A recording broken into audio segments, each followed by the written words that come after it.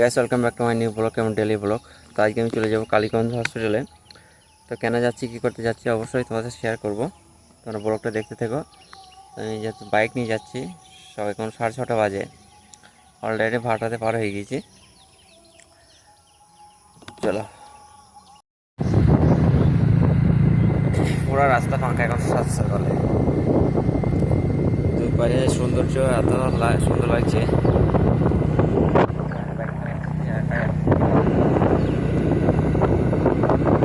বাড়ি থেকে মিনিট 20-25 লাগে আমাদের কালীগঞ্জ হসপিটাল। চলো হসপিটালে পৌঁছাই। তো গাইস আমি পৌঁছে গেছি হসপিটালে, কিন্তু হসপিটালে এসে দেখি পুরো ফাঁকা। যেহেতু 7টা বাজে, মানে ওনাদের যে টাইম আছে হসপিটালের টাইম তো খুলবে না, তো এখন আমাকে ধৈর্য সহকারে বসে থাকতে হবে। মেন গেট কালীগঞ্জ হসপিটালে ঢোকার।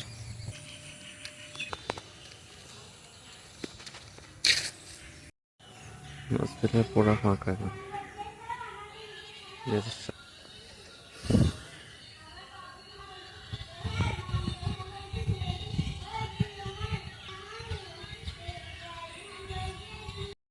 তো গাইস হঠাৎ বৃষ্টি শুরু হয়ে গেছে সকালবেলাতে, আমাদের অপেক্ষা করতে হচ্ছে,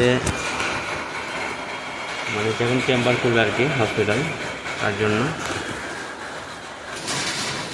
ওটা ফাঁকা, কেউ আসেনি। এখানে বাইকে রেখেছি, যেহেতু বৃষ্টি হচ্ছে বাইরে রেখেছি, বৃষ্টিতে ভিজে বলে ভেতরে রাখলাম।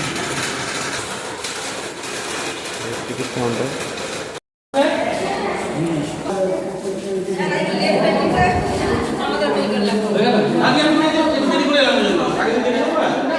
তো এখন যাচ্ছি যেখানে ভ্যাকসিনটা দেবে সেই ঘরে। ভ্যাকসিন অলরেডি পেয়ে গেছি।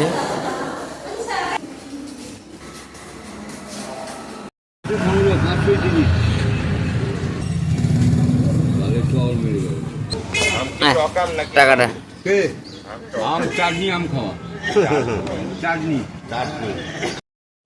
রাস্তার দুরবস্থা। আমি যে রাস্তা দিয়ে আসলাম, মানে রাস্তাতে গাড়ি নিয়ে যাওয়া আমার পক্ষে অসম্ভব।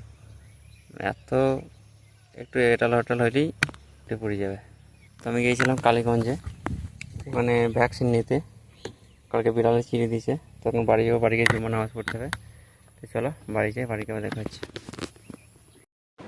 তো সো গাইস কালীগঞ্জ থেকে উঠেছে, যেহেতু আজকে জুম্মার দিন, তার জন্য গোসল করে রেডি হয়ে এখন জুম্মার নামাজের জন্য মসজিদের দিকে রওনা দিয়েছি। তোমরা প্রত্যেকেই